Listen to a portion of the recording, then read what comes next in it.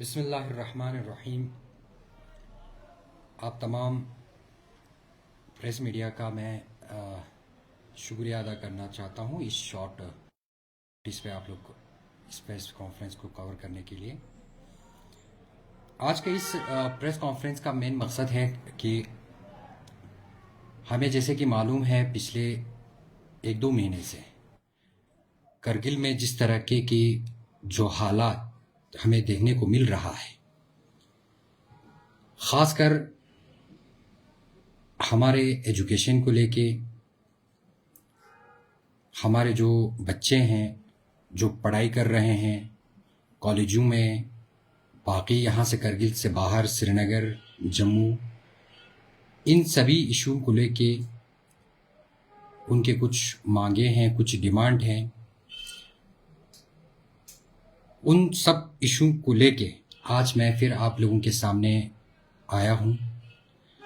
Education की अगर हम पहले बात करें तो जैसे कि आप लोगों को मालूम है, करगिल का जो एजुकेशन सिस्टम है, हमें रोज़ बरोज़ ये इसका डाउनफॉल देखने को हमें मिल रहा है।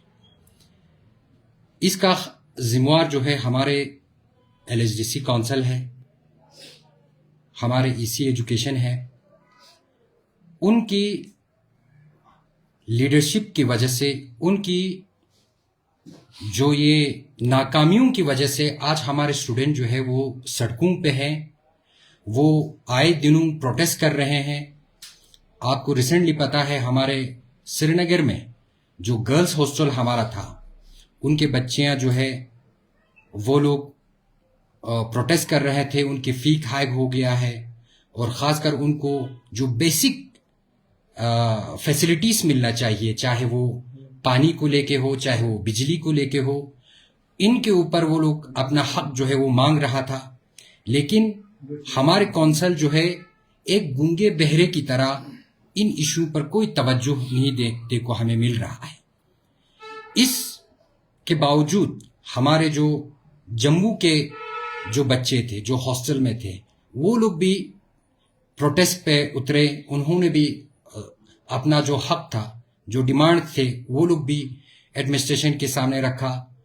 आए दिनों मैं आप लोगों की मीडिया के माध्यम से पूछना चाहता हूं काउंसिल और एडमिनिस्ट्रेशन को, आप लोगों को क्या मजबूरी है, आप लोगों का क्या प्रेशर है कि आए दिनों जो है हमारे बच्चों के ऊपर जो आप बेइंतहा बेलगाम जो है फीस जो है उनके फीस जो है बढ़ाते जा रहा है।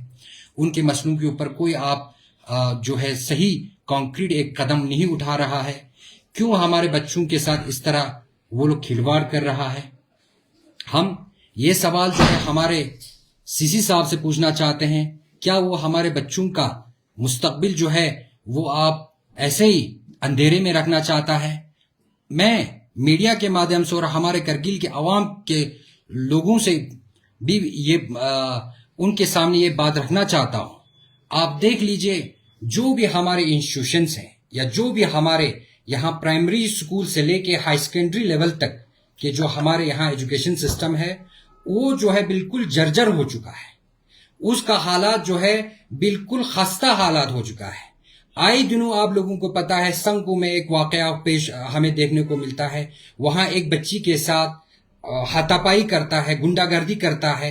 वहां पे कोई बात करने के लिए, वहां से एडमिनिस्ट्रेशन से कोई बात करने के लिए, काउंसिल से कोई वहां बात करने के लिए हमें देखने को नहीं मिलता है। ये बहुत बड़ी अफसोस की बात है।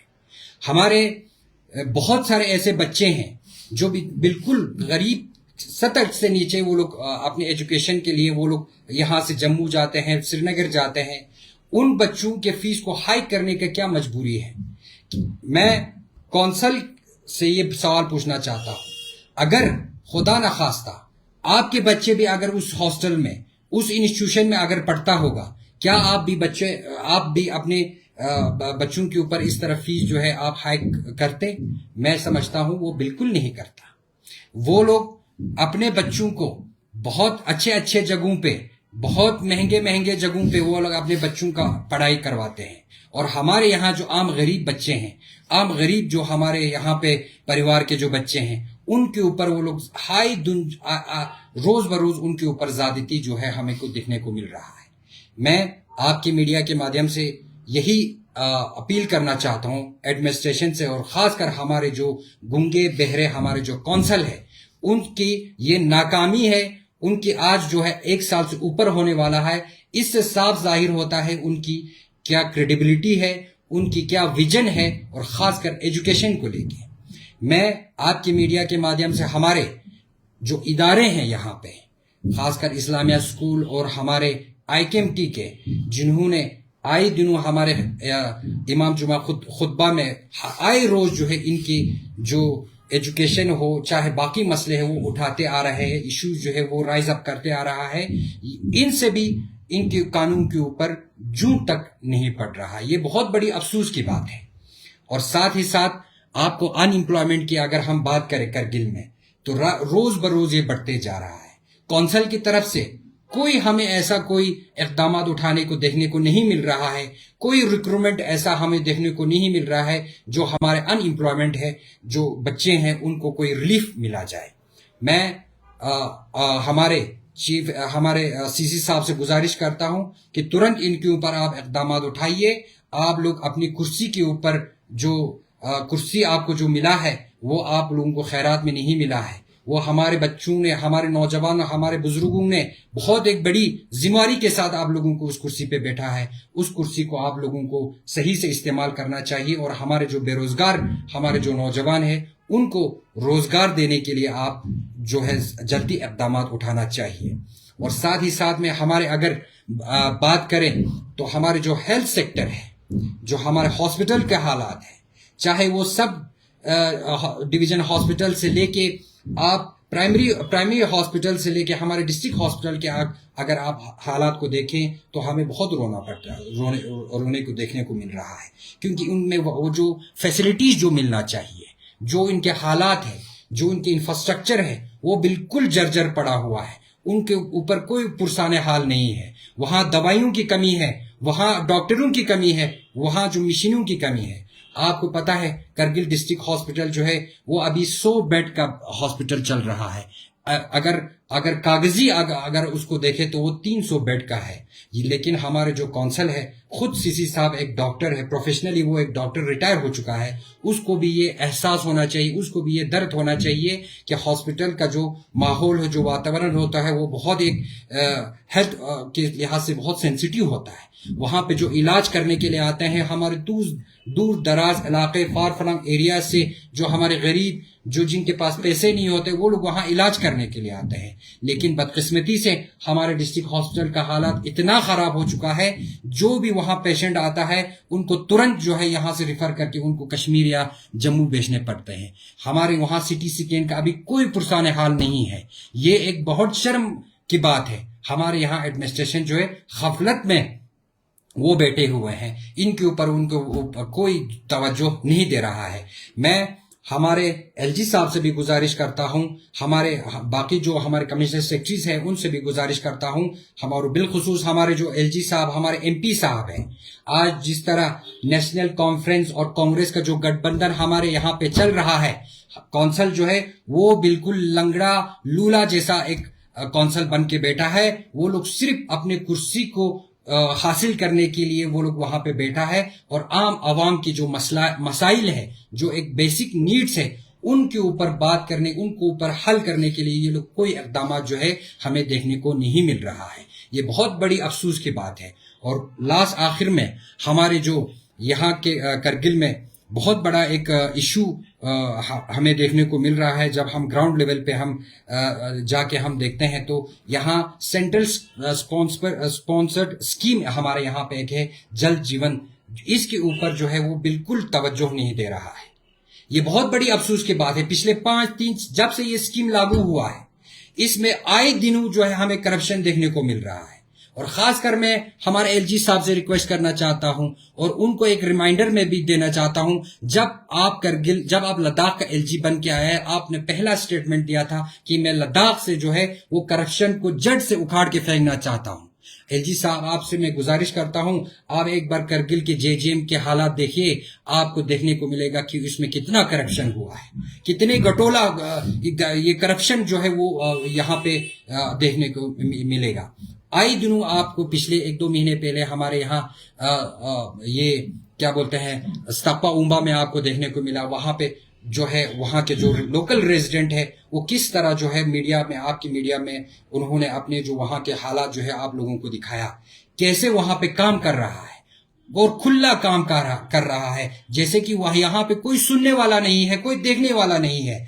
आजकल जो यहाँ पे जो करप्शन, जो करप्ट लोग हैं वो लोग इस तरह काम कर रहे हैं जैसे कि यहाँ पे कोई पुरसाने हाल नहीं है।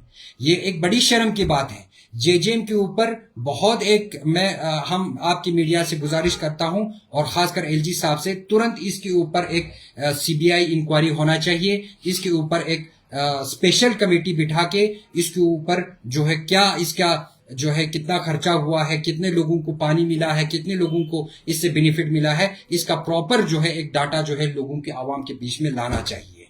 ये जो विषय है आप लोगों के ऊपर रखना था और खासकर मैं आवाम और खासकर हमारे जो यहाँ पे एडमिनिस्ट्रेशन है उनसे गुजारिश करता हूँ, खासकर हमारे एलजी साहब से।